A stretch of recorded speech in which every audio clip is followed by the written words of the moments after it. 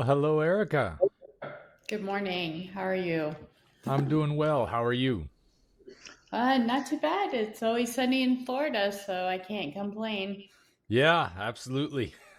I'm right here with you. Well, it's nice to meet you. Nice to meet you finally. Many good things about you. So, Yeah, John's been a good supporter. He's been very helpful for a lot of things. So I'm just thankful for his influence and the fact that my influence has helped him and apparently others. He tells me yep. you had some pretty amazing things happen since you started doing carnivore. So why don't you tell us a little bit about how it came to you, how you came to carnivore, and then what the reasons were, and just tell your story. Sure. Well, back in January, this was shortly after my husband passed away. Um, One of the things that promises that one of our young children, Bella, had me make to her was to become healthy. She's like, I want you to stick around for a very long time. They just lost their dad, and so the idea of losing another parent was just too much for them. So they had seen me go through my health struggles over the last couple of years, especially as we had children a little bit later in life. So I had really struggled through things such as high blood pressure, was diagnosed with diabetes type 2 about 3 years ago.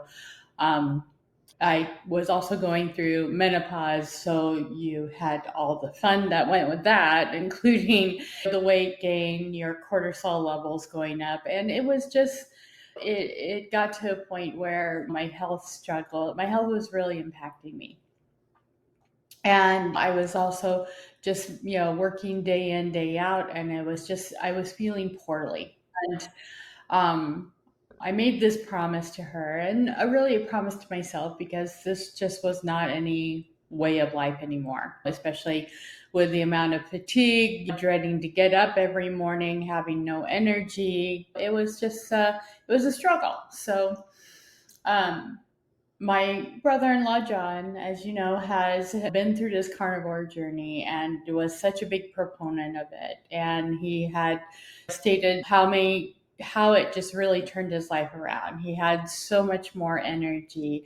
His lab was doing great. He was feeling phenomenal. He was bumping up. I mean, he's a very healthy, fit guy as it is in ways, always has been. But he said he felt nothing like this before. So he felt that if I gave it a try, I should start seeing the benefits of that as well. So with me, I'm kind of, I'm a busy mom, work full time. I have 4 kids. I don't have all that time to do the research that I need to.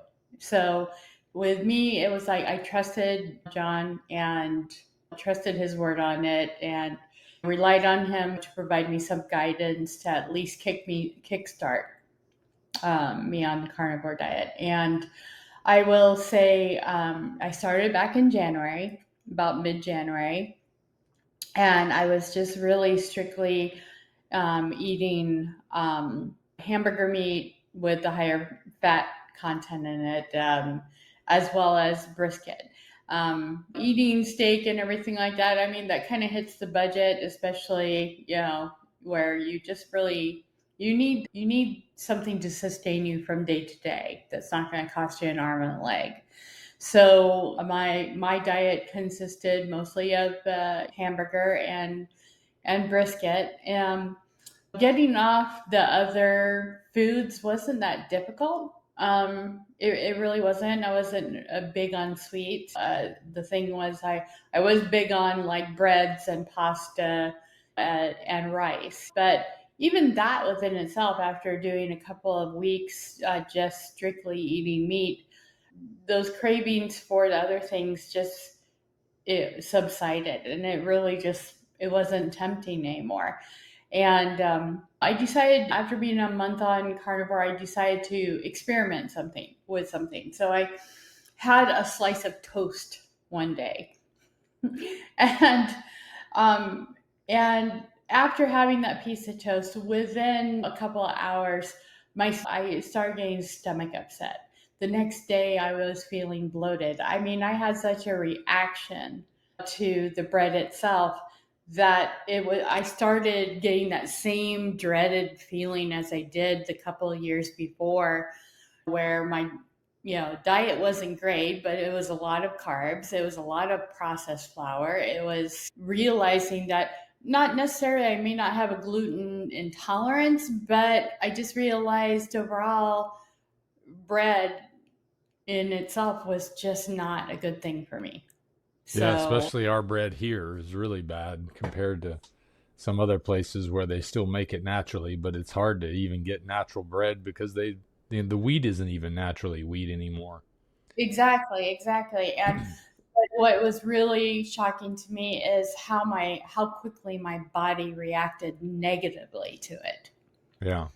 And so I was like, well, forget this. No slice of bread is worth going back to the way I was eating, even if I had the healthiest of carbs.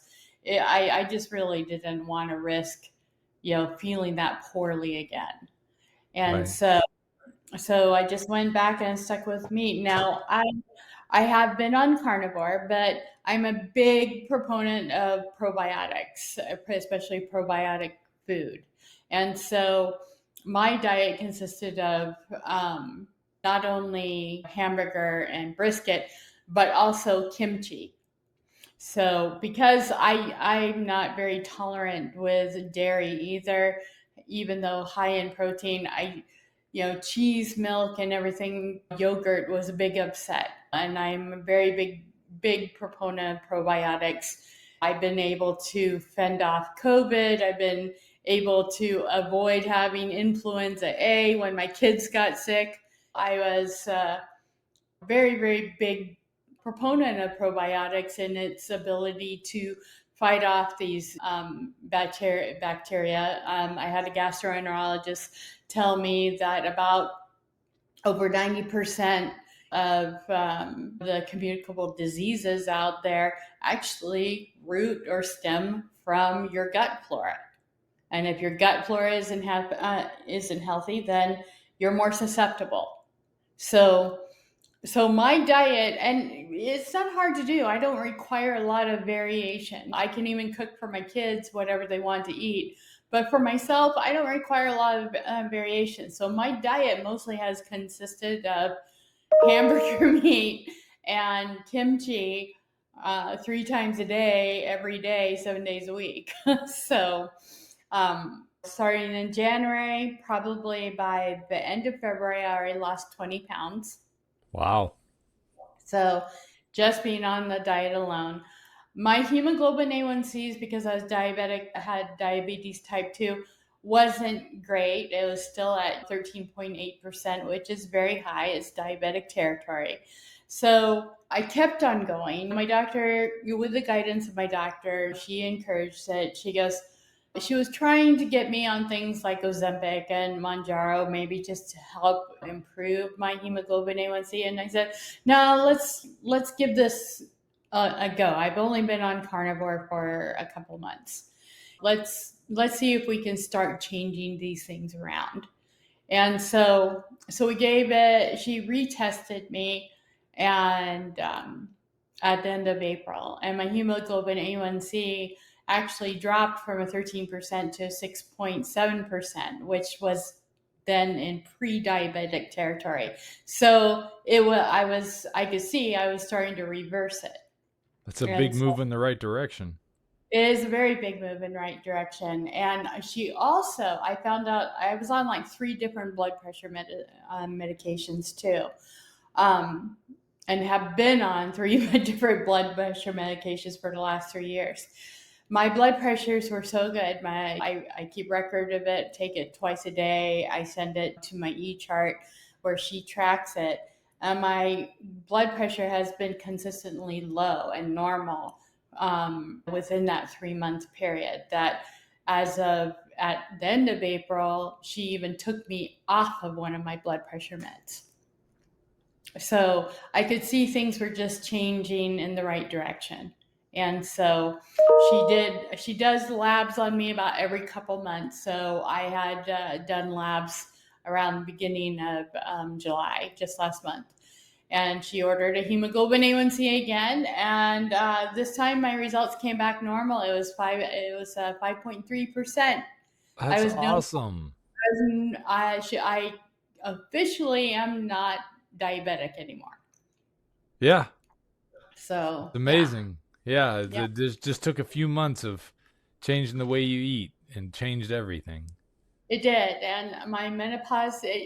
Women my age just struggle with menopause quite a bit, especially with the weight gain, the cortisol levels, which only antagonize the blood pressure and the even the diabetes type 2. They're more susceptible to those diseases, and the hot flashes and the moodiness and everything like that, and the lack of energy and the fatigue. Since being on this diet, I have not had one hot flash.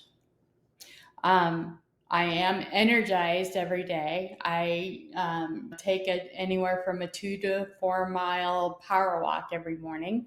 I get up at 6 a.m., so I'm out there. I'm not even dragging my feet. I'm not. I actually, I wake up, I'm refreshed. What's great was during when I started menopause, the insomnia was insane. I could not get adequate enough sleep. I was lucky if I could even get 3 to 4 hours of sleep per night. Since being on this diet, I am actually averaging 7 to 8 hours of sleep per night, uninterrupted sleep, mind you. That's great. So, so it's helped with my sleep. It's helped with me relax. It's lowered my cortisol levels, and I have a pretty demanding job. As Jack knows, I'm in software industry, so we have constant deadlines all the time, and I work for a medical device company, so we're always constantly under pressure to deliver. And so that I was maintaining my stress levels. I had enough energy to get up and exercise. So I do exercise 6 out of 7 days a week. I take one day to take a break, but I just my joint pain that came with the menopause. I don't. Oop, you cut out for a second there. Oh yeah, I did. You said your Yeah, joint pain. yeah, I had joint pain that was pretty prevalent during menopause. At the beginning of menopause, my joint pain went away as well. So having to get up, if I was sitting on the floor, having to get up off the floor was such a struggle. Now it's not a struggle anymore. It almost feels like my joints, my knees, and everything are like lubricated almost, but there's no pain. So any inflammation that I have acquired as You said oh, any did inflammation I you had pre? acquired. Oh yeah, the inflammation that I acquired over the years is non-existent now. That's wonderful. Yeah, I know that's one of the things that blows me away every time I can use my knees and tie my shoes while I'm standing on one foot and putting my shoe on. I mean, there was times just sitting down before putting my shoes on was difficult. Hey, fellow carnivores, need a meal that fits your carnivore lifestyle on the go? The Carnivore Bar is it. My favorite is the salted version. Grass-finished beef, tallow, and salt. Zero carbs, high fat, perfect for travel or busy days. Stay true to your carnivore lifestyle by visiting carnivorebar.com and use my discount code Dante to save 10 to 20% on your order. Now back to the video. Something I've been wanting to say since the beginning, but I didn't want to stop you in the middle of your story. Is you have my deepest sympathies for the loss of your husband. When did that happen? Last December. Last December. Last December, and it was a week after he passed away. It was actually on Christmas Day, Christmas evening, that our daughter Bella, who is 14, um, it was a struggle for all of us. Obviously, still in the shock of it all, but she she went through this period where she was carefully watching me. She was just making sure that I was getting up out of bed every morning. She was making sure I was eating. I was, and she knew I was struggling with my health a bit. But after losing her dad, she, she made me promise right on Christmas evening that for me not to go anywhere anytime soon. Yeah. So so that really hit hard. Um, she's 14. Her sister was 8 at the time. She's about to turn 9 next week. We still had 2 young kids left, so it wasn't really a choice to leave this earth early on, and Yeah. leave them behind. So, Well, I know for a lot of us, it takes a scare or something as traumatic as losing somebody so close to realize how precious this life is and how um, delicate life is, and that we gotta take the best care of ourselves we can, so we can for our family. So yeah. I think your husband would be proud that you've honored his passing with the taking care of yourself. I'm sure he would be very happy to know that you're feeling better, that you're able Oh, to recover, and that you're setting a great example for your kids yeah. with this change. Has it helped you having this to focus on during that time It period? really has. I mean, it was just um, everybody deals with grief in their own way, but with now being in the position of being a single mom of 2 young kids, it's uh, I could have very easily went down that slippery slope and go down the depression route.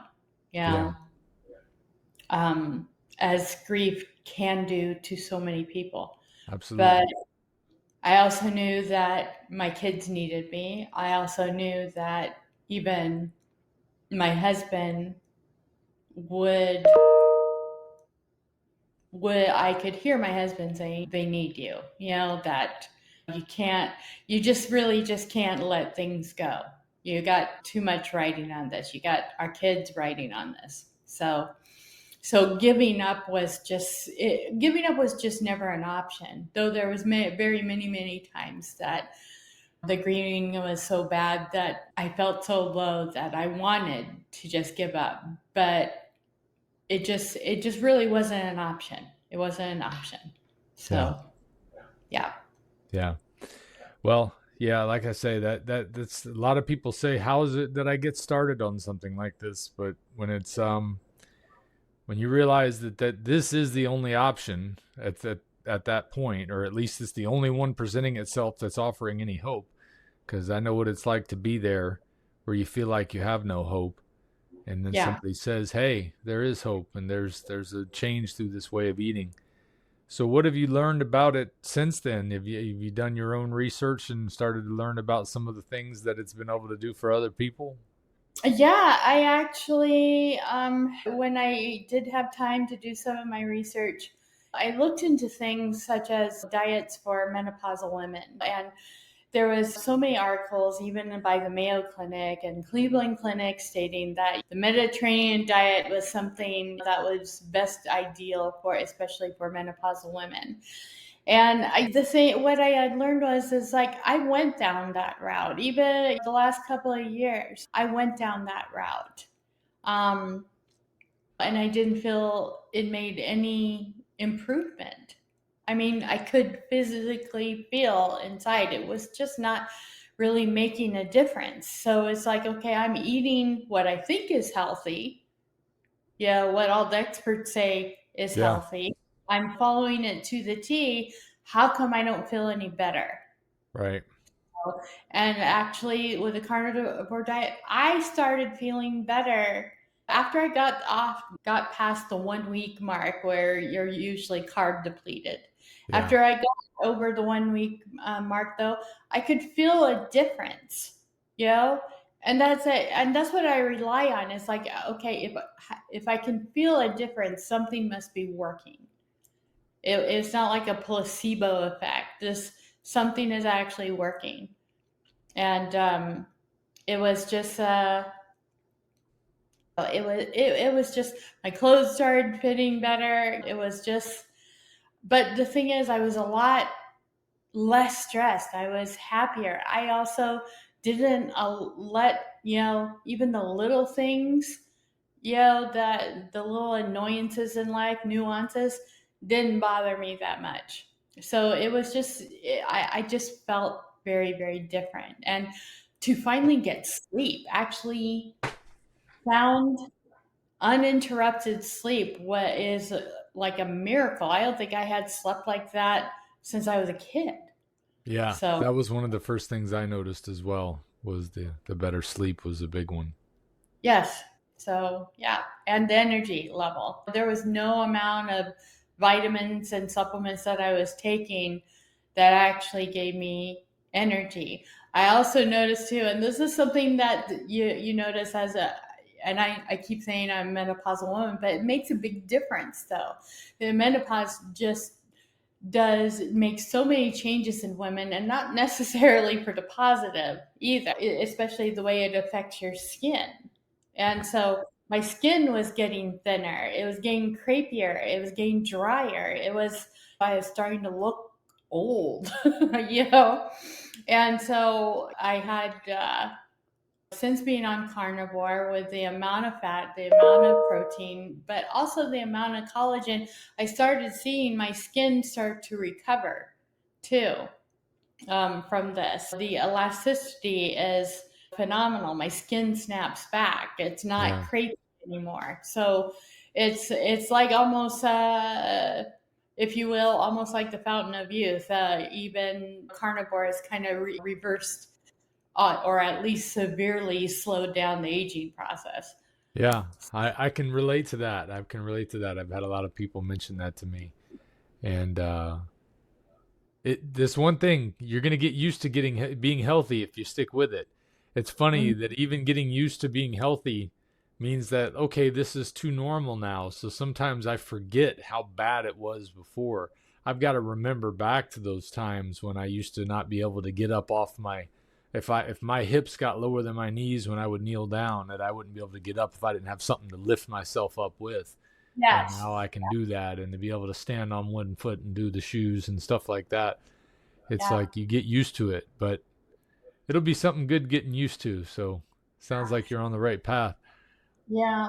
What Yeah. about people in your life that have seen what you've gone through and your whole situation? I mean, a lot of times people react the opposite to something like the loss of a loved one like that, and they tend to let themselves go. I'm sure I, you've had some it's been, comments. well, Jack has been, I mean, John has just been a big proponent, one of my biggest cheerleaders since the whole thing was happening. And I've been giving progress reports. So at a family level, Jack and a few other family members have been very supportive through this journey. And so we're just absolutely amazed that I was able to recover and bounce back from this. But they also know, and anybody knows me, I'm very disciplined. So once I set my mind to something, I stick with it.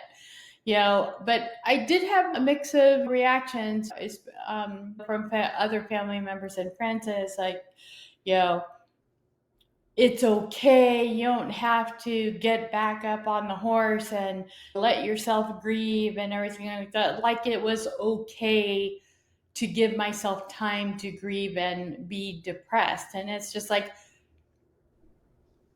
it's like, okay, you don't understand, this is not an option to have two young kids. This is just not an option. You keep telling me it's okay, no, to let myself slide that way for a little bit. Once you let yourself slide, it's a very slippery slope, Yeah. and you can't, and it's very hard to come back from. So I just can't, that wasn't an option. And though I had the support of my family and friends, it was a mixed reaction. It really was. Um, it's But for the most part, they have been very supportive.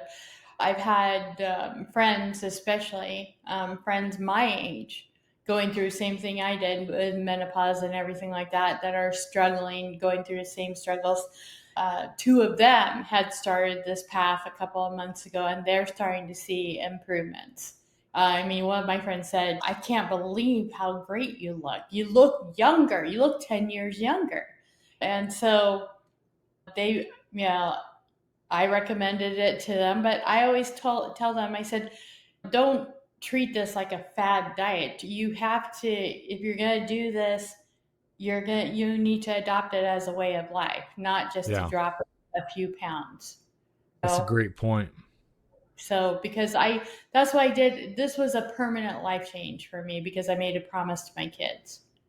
So I said, if you're gonna do it, you gotta stick with it. You got it. You have to make it as part of your lifestyle, not just to, like I said, drop a few post menopausal pounds.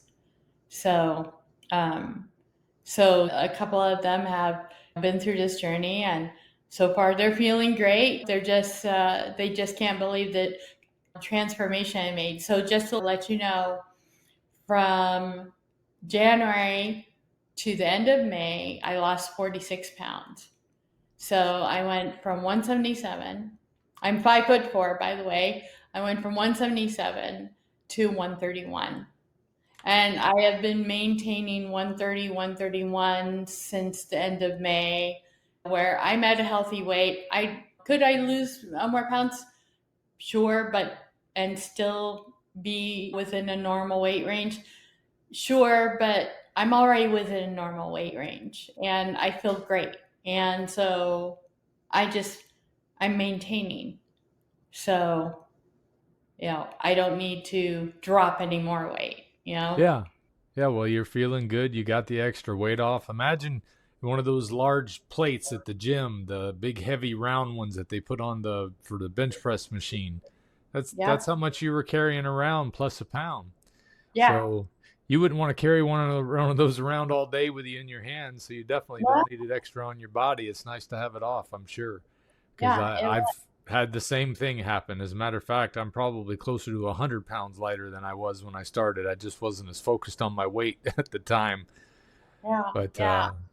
Well, 46 pounds it makes a big difference. And most of that was also that visceral fat that collected around my your belly area. organs. Yeah, my around my organs, where even my organs felt inflamed. You know, so when you can feel your whole GI just feel like it's on fire, no matter what you Yeah. ate. Yeah. Did you have any diagnoses of anything other than diabetes that were related to the gut, maybe? Uh, no, but the gastroenterologist, I didn't see her very long, but she wanted to run some more tests where she felt that I may have had leaky gut as well. So, but she was interesting. I mean, everything that she said was true about the foods that we eat. She specialized. Her area of practice was both in Western and Eastern medicine, and so she was a vegetarian, actually vegan for that matter, but she didn't even go. She went to the organic farms, or she grew her own vegetables and her own produce in backyard. She told me, she goes, wheat grains is one of the worst things you could ever put in your body. And um, she goes, things like grains, she goes, but especially wheat, was never meant for the human body to consume. Hmm.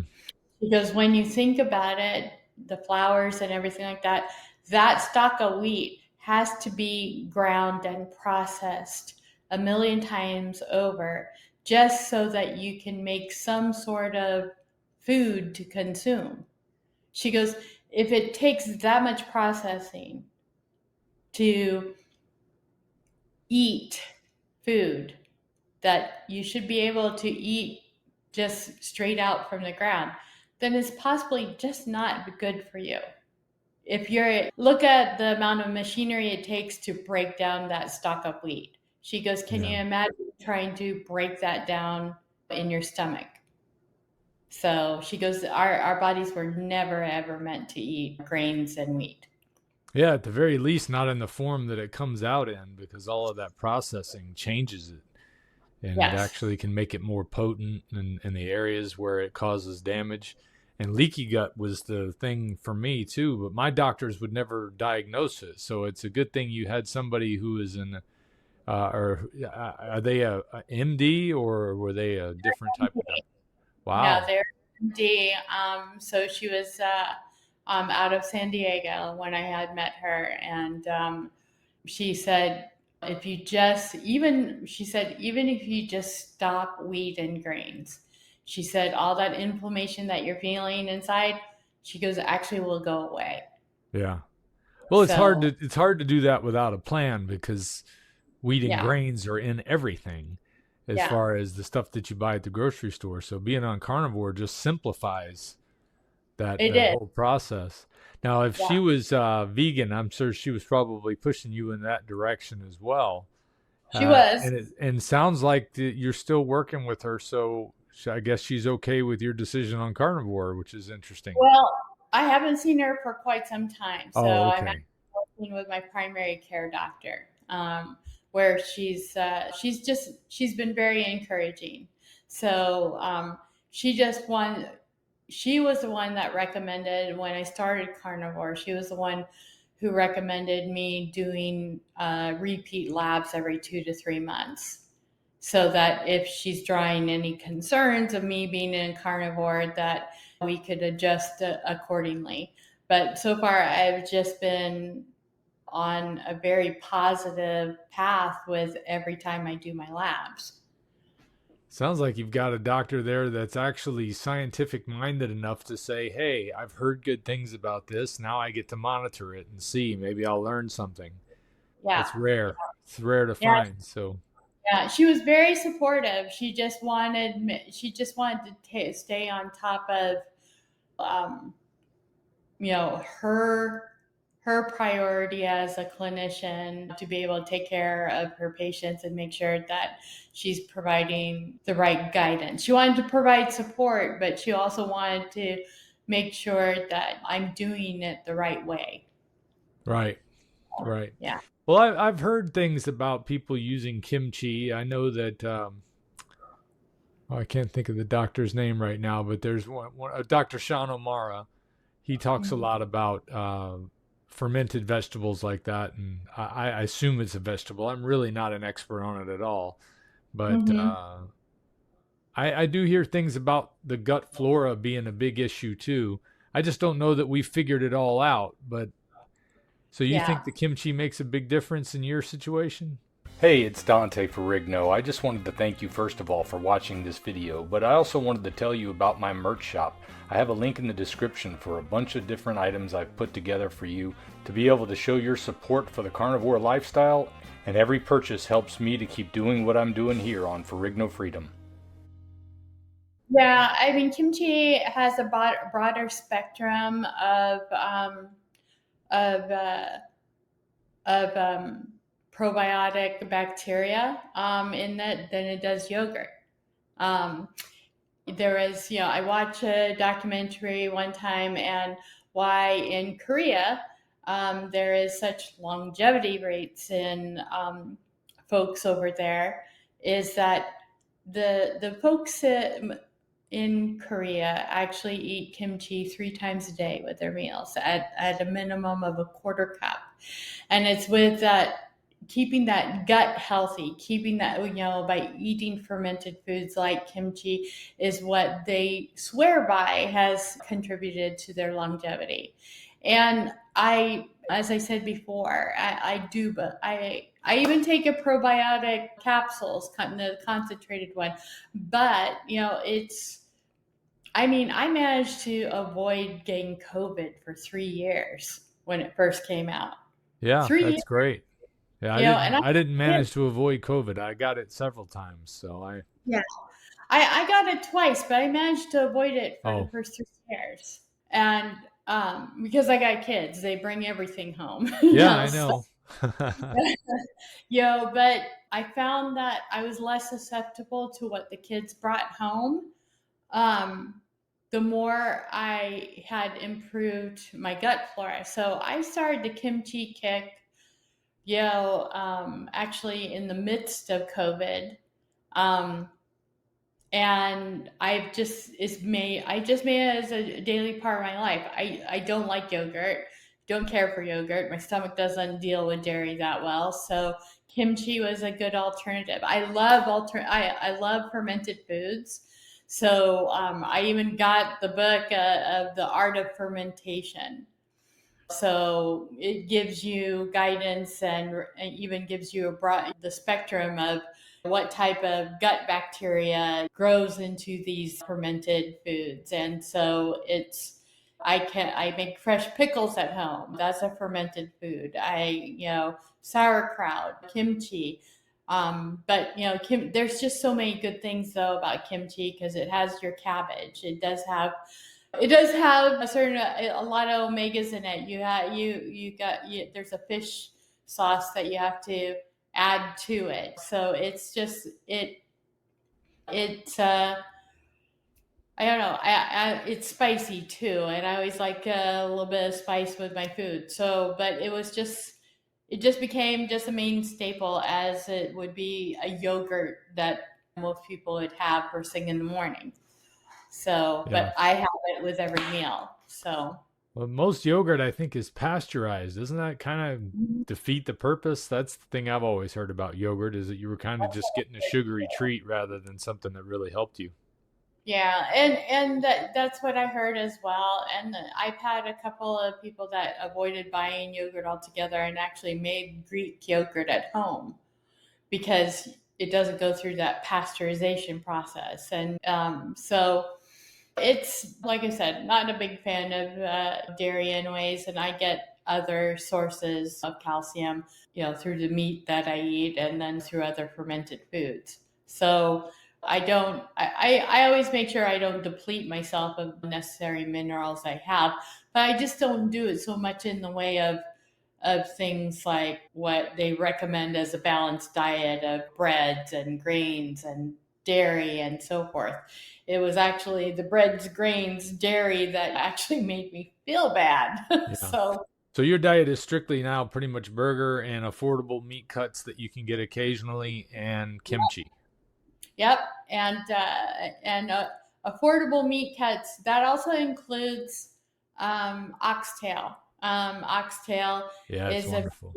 it's a very rich, it's a very underrated meat. Nobody ever thinks of getting oxtail, but it has a higher fat content, but it has a ton of collagen in it. It's Yep, delicious.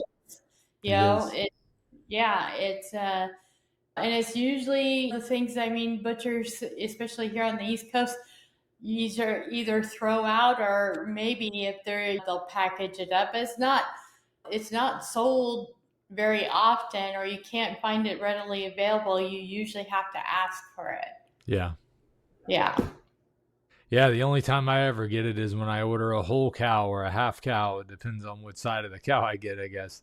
But yeah, oxtail is fantastic. And Yeah. so your daughter encouraged you to go this route. Is she Hmm. being more careful with what she's eating as well? Sort of. I mean, she doesn't, I mean, she's a teenager. Yeah, So she I likes, deal with that. yeah, she likes her junk food and everything like that, even though I don't really encourage it. I really don't buy a bunch of junk food. But she's also like me. She's not a very sweet person. She likes her meat. She's a big steak eater. She loves sushi, so she loves her raw fish and so forth. It's my youngest that's hearted. That kid can't turn away candy, chocolate, whatever. Yeah, So it's I don't get them whatever they want to eat or anything like that, but they have access. I cook for them. I'll cook like the mac and cheese every now and then. But the greatest thing about it is that I can cook for them and not be tempted.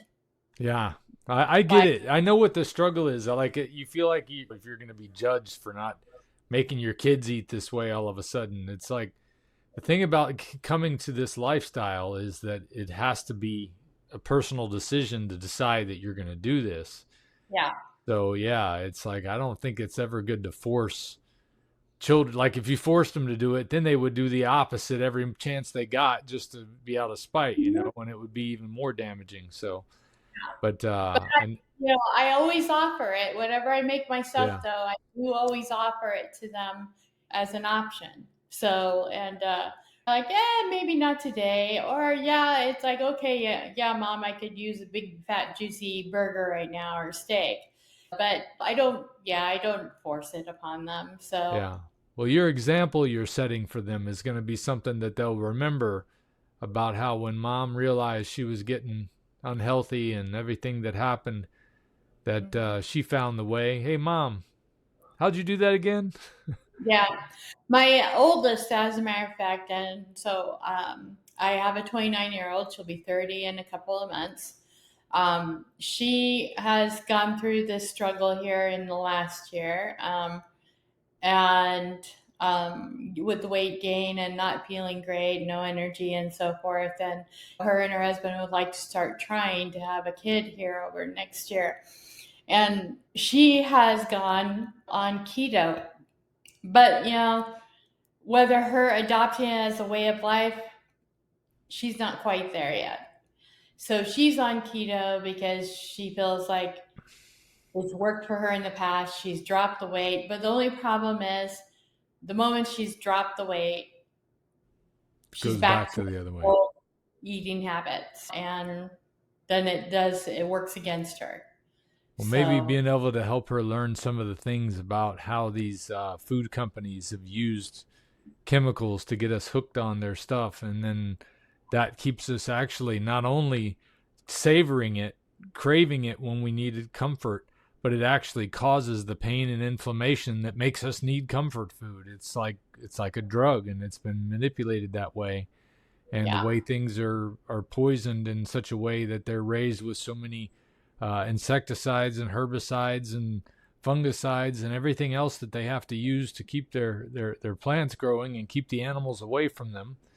yeah. That those things poison us, and that we got plastics in us, and it's like if you don't know that, it's too easy just to believe that everything is safe because, well, we got the FDA, right? We got the CDC, we got all these alphabet Right, soup that are watching right. out for us, Yeah. and they're not watching out for us. It's like you No. got to kind of break through people's minds to understand that you've got to take your health into your own hands, Yeah. because health care has just become a political football, and it's all about selling drugs, and that's about it. Oh, it And really is. It really is. It's more, it's now a percentage of what your insurance will cover based on your diagnosis and how healthy you are. yeah, Yeah. it didn't used to be this complicated. They've been talking to us for years about how they're going to make healthcare more accessible and more affordable and easier. And it seems like it's more expensive, more difficult to get, more difficult to manipulate, or not manipulate, but to figure out like which insurance company I have to have, or especially for people who are entering the Social Security and Medicare and stuff like that. I've watched Mhm. my mother-in-law go through it. Like she'll get a contact from some insurance company that says they can save her money. She switches over. Next thing you know, she's paying copays she wasn't paying before, and they're not covering certain procedures. Yeah. These poor folks don't know, and they're just turned in every direction, and it's just this big churning machine. And until people realize that they can't count on the medical system just to like be their backdrop for making bad food choices, uh, Yeah. that's the only time that they're going to start looking at it, and then to see that it does need to be a lifestyle change. And of course, keto is a great step in the right direction. It can be anyway, as long as she doesn't get sucked into keto products, which a lot of people do because they're just another form of processed food. But if Correct. she is actually cutting out processed food, she's going to see an enhancement. And if she's getting away from seed oils, I know a lot of keto allows for seed oils. I think I'm not an expert on keto, but I think that's one of the most important things that people can cut out aside from sugar is the Wesson oil and the Crisco oil, all the different what we call vegetable oil or what are better Yeah. referred to as seed oils.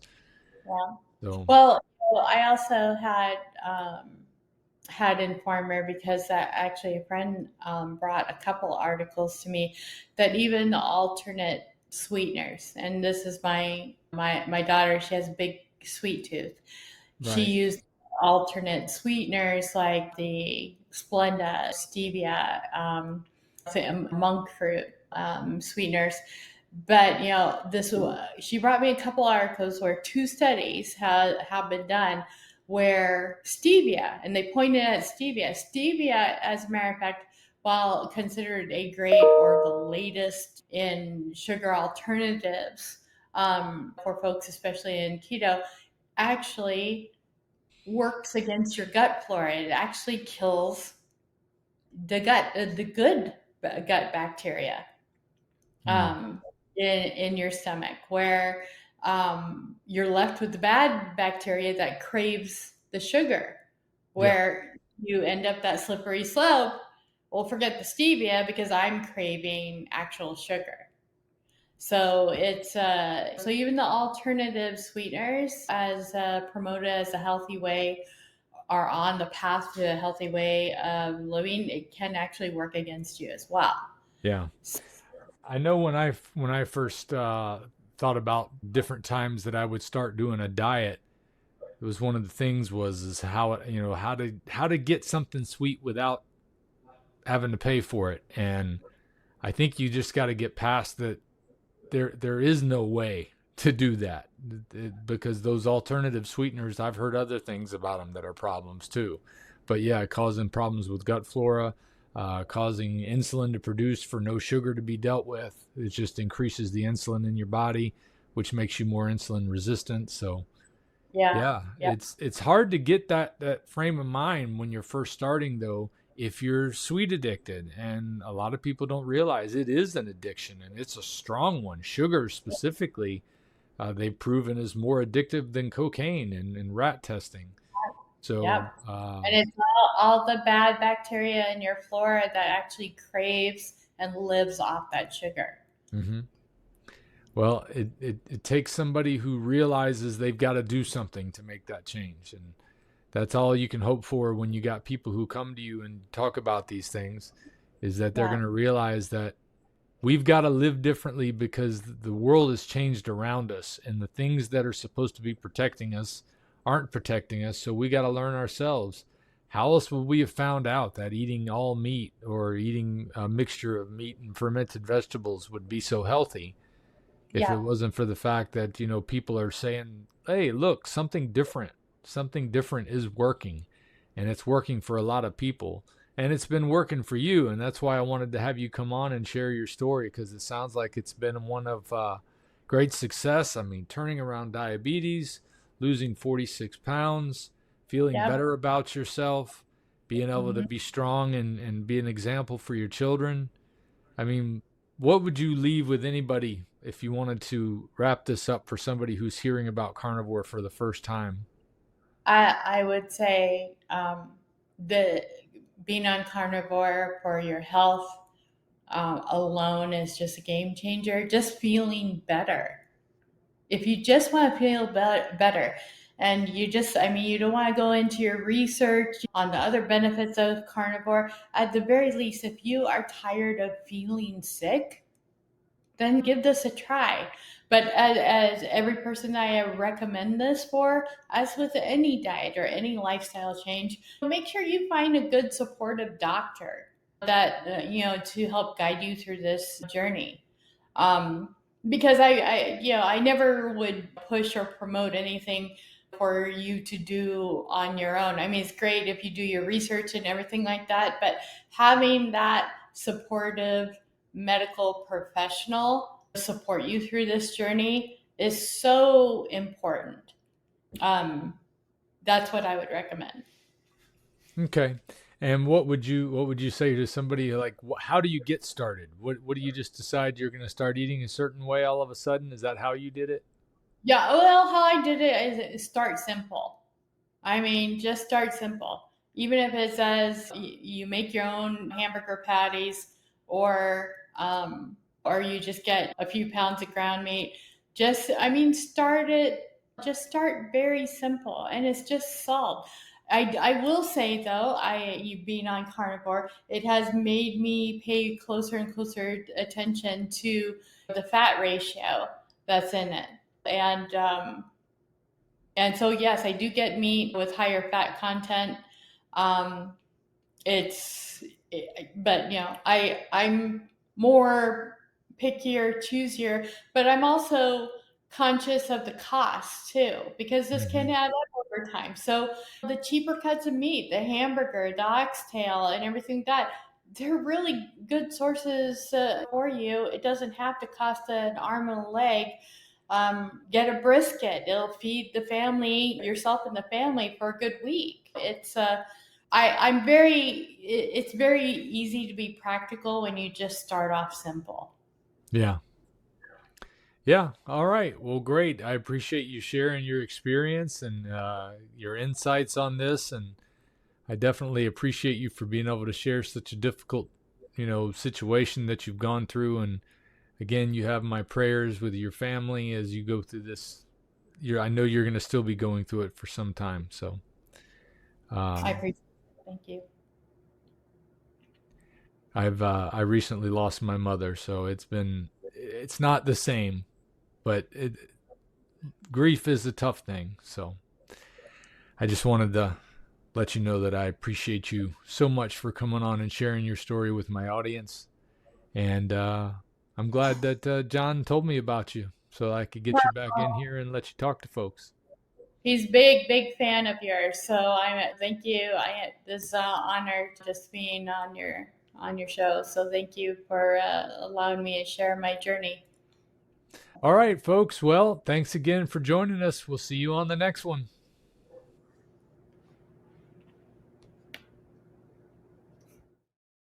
If we pay extra, could we maybe get some grease or fat?